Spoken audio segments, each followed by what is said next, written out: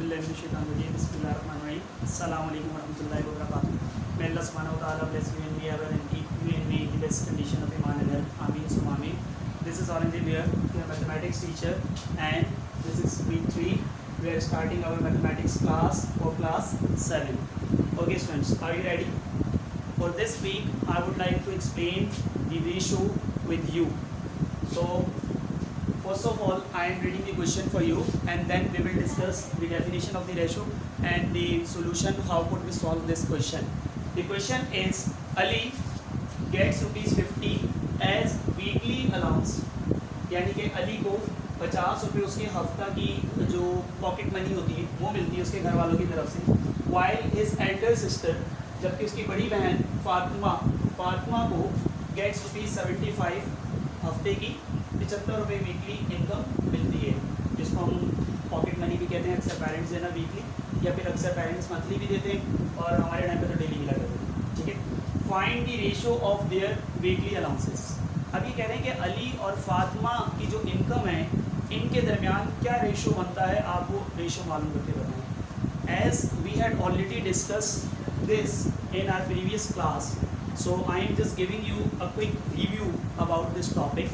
So in my previous lectures we had already discussed about ratio.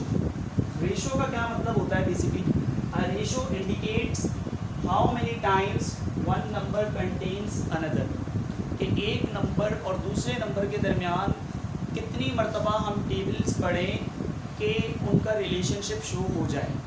Like that, अगर मैं आपसे कहूँ कि 4 और 8 के दरमियान क्या रेशो है, तो मैं ये देखना चाहूँगा कि मैं 4 का टेबल कितने टाइम्स पढ़ूँ कि 8 आ जाए, और 4 का टेबल कितने टाइम पढ़ूँ कि 4 आ जाए। तो 4 1 ज़ा 4 एंड 4 2 ज़ा 8। इसका मतलब इन दो चीज़ों के दरमियान जो रिलेशन है, इन दो नंबर्स के दरमियान, वो क्या है? सिंपल रेशो का 1:2 मौजूद है। और ये ज़रूरी नहीं है कि आपके पास जो नंबर है सेम उसी टेबल से जो है आप उसको क्या कर सकते हो, डिवाइड कर सकते हो। Let's suppose that I am giving another example. अगर हमारे पास क्या मौजूद है 86, और एक हमारे पास अगर आ जाता है क्या, जिसको हम कह लेते हैं कि 18, नहीं 18 के अंदर तो फिर वही सेम आ जाएगा, हम इसको ले लेते हैं 9। अब देखिए 6 और 9 एक टेबल के अंदर नहीं आते, यानी 6 के टेबल के अंदर 9 नहीं आता। तो इट डजंट मीन दैट कि मैं ये देखूँ कि 6 के टेबल के अंदर 9 कब आ रहा है या कब नहीं आ रहा। हमने ये देखना होता है कि कौन सा ऐसा नंबर मौजूद है जिनके टेबल में ये दोनों नंबर्स आ सकते हैं। बहुत सिंपल सा है, आप बता सकते हैं कि 6 किस टेबल में भी आता है और 9 भी उसी सेम टेबल में आना चाहिए। यस एग्जैक्टली, यानी अगर आप देखिए तो 3 2 ज़ा 6 एंड 3 3 ज़ा 9। तो इस बात से हमें ये पता चलता है कि इन दोनों के दरमियान की जो रेशो है वो सिंपल रेशो क्या मौजूद है? 2:3। इसी तरीके से हमने इस सवाल के अंदर भी रेशो निकालनी है। But before this I am sharing an example with you. If there are 8 oranges and 6 lemons in a bowl of a fruit, then the ratio of orange to lemon is 8:6। कि पहली बात तो हमने क्या कर ली? पहली बात तो हमने ये कर ली कि अगर हमारे पास 8 ऑरेंजेस हैं और 6 लेमन्स हैं, और इनके दरमियान जो है हमने क्या करना है? रेशो मालूम करना है। तो वो रेशो क्या होगी? वो रेशो हो जाएगी 8:6। अभी मैंने सिंपल नहीं किया इसको मैं मज़ीद सिंप्लीफाई कर सकता हूँ, क्योंकि 8 और 6 सेम टेबल्स के अंदर आते हैं। किस तरीके से आते हैं आप अगर देखें तो 8 जो है वो 2 4 ज़ा 8 भी होता, और 2 3 ज़ा 6 भी होता। अब मज़ीद 4 और 3 किसी एक टेबल के अंदर नहीं आते, तो हमारा ये आंसर यहाँ पे स्टॉप हो जाएगा। अच्छा, ये भी हो सकता था कि जैसे इस वक्त मैंने जो मालूम की है ये ऑरेंजेस की तादाद थी और ये लेमन्स की तादाद थी, तो ये रेशो हमने निकाला है ऑरेंज टू लेमन। ये भी हो सकता था कि आपसे एग्जामिनर पूछ लेता कि लेमन टू ऑरेंज क्या रेशो बनेगा, तो अब हम लेमन्स की तादाद लिखते हैं यानी कि 6, और फिर हम लिखते हैं ऑरेंज की तादाद यानी कि 8। तो ये रेशो बन गया इनके दरमियान। और अगर वो कहते हैं इसको सिंपल रेशो में कन्वर्ट करें तो 2 3 ज़ा 6 एंड 2 4 ज़ा 8, ये सिंपल रेशो के अंदर कन्वर्ट हो। यूँ भी हो सकता था कि अगर एग्जामिनर आपसे क्या कर ले कि वो ये कहे कि ऑरेंज की रेशियो मालूम करें टोटल नंबर्स ऑफ फ्रूट्स के साथ, यानी एक तरफ पे ले लें ऑरेंजेस और दूसरी तरफ ले लें क्या? Total numbers of fruit. तो ऑरेंज की तादाद हमारे पास कितनी थी? एग्जैक्टली जो हमें क्वेश्चन के अंदर गिवन है, हमारे पास कितने ऑरेंज थे 8, तो हम क्या लिखेंगे 8। और बॉल के अंदर हमारे पास कितने फ्रूट्स मौजूद थे, तो 8 ऑरेंज एंड 6 लेमन्स, यानी इसका मतलब क्या हो गया 8 + 6 14। तो अब ये रेशो क्या बन गया हमारे पास 8:14। और अगर वो कहता है कि लेमन टू टोटल फ्रूट्स क्या होगा, तो 6:14 हो जाता। अगर वो इससे मज़ीद सिंपल करने के लिए कहे तो आप सेम 2 4 8 और 2 7 14 और 4 और 7 मज़ीद किसी और टेबल के अंदर नहीं आते, तो ये मेरे पास क्या होगा, इसका सिंपल रेशो होगा, ये मेरे पास इसका आंसर होगा। आई होप कि आप लोग अंडरस्टैंड कर रहे होंगे इस पूरे कॉन्सेप्ट को। अब हम चलते हैं अपने असल क्वेश्चन की तरफ।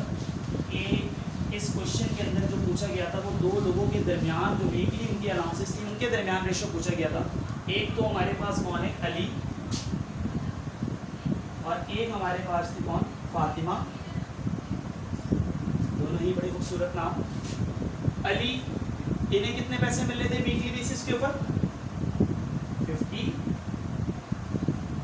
फातिमा को टोटल कितने वीकली पॉकेट मनी मिल रही थी 75। अच्छा, इसके दो तरीके कार हैं।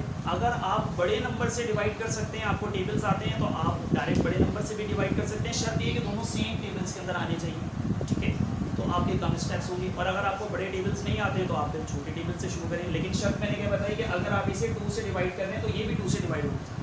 अगर आप इसे 3 से डिवाइड कर रहे हैं तो ये भी 3 से डिवाइड होना चाहिए। अब 50 तो 2 के टेबल में आता है, लेकिन 75 2 के टेबल में नहीं आता। कैसे पता चला हमें? क्योंकि आपको ये बात पहले से बताई गई थी कि जिन नंबर्स के स्टार्ट के अंदर यानी कि राइट हैंड साइड के अंदर यूनिट वैल्यू के अंदर 0 2 4 6 या 8 आ जाए वो 2 से डिवाइड हो सकती है, और अगर ऑड नंबर आए तो वो 2 से डिवाइड नहीं हो सकती। अब अगर मैं यहाँ पे इसको गौर से देखूँ तो मुझे ये समझ में आती है बात कि अगर मैं इन दोनों वैल्यूज़ को 5 से डिवाइड कर दूँगा, यानी इसका सिंपल रेशो निकाल दूँ डिवाइडेड बाय 5, तो मेरे पास क्या बन जाएगा 5 1 5 5 0 0, यानी 5 10 50 भी रेशो 5 1 5 2 कैरी हो गया 25 5 5 75। और अगर किसी को ऐसे डिवाइड करने में मसला नहीं आता तो वो फिर क्या करेगा, रफ वर्क के अंदर 75 है, 5 से डिवाइड करेंगे 5 1 5, 7 में से 5 पे 2 जाएंगे, 5 ऊपर से मीटर हमने कॉपी किया एंड 5 5 25। ये हमारे पास क्या हो गया complete and this will be answer. तो ये हमारे पास रेशो बना 10:15। अब देखना ये है कि क्या मज़ीद ये सिंपल हो सकता है या नहीं। तो मैं इस मरतबा एक और मरतबा नज़र डाली तो पता चला कि इसके मैं एक स्टेप और आगे लेके जा सकता हूँ, यानी अगेन मैं इसको क्या कर सकता हूँ 5 से डिवाइड कर सकता हूँ कि 5 2 10 5 3 15। और अगर आप यहाँ पे आप देखें तो ये 2:3 हमारे पास आंसर है। इससे मज़ीद सिंपल नहीं हो सकता। तो ये हमारा रिक्वायर्ड क्या होगा, आंसर होगा कि अली की जो वीकली पॉकेट मनी है वो रेशो 2 है, और जो फातिमा को मिल रही है उसकी बनिस्बत वो रेशो 3। अगर मैं सिंपल वर्ड्स में कहूँ कि अगर अली को 2 रुपये मिलेंगे तो फातिमा को कितने रुपये मिलेंगे, 3 रुपये मिलेंगे, सिंपल रेशो के मुताबिक वीकली। यूँ हम क्या कर सकते हैं सेम टेबल्स के साथ और छोटे टेबल की मदद से या फिर बड़े टेबल की मदद से रेशो मालूम कर सकते हैं।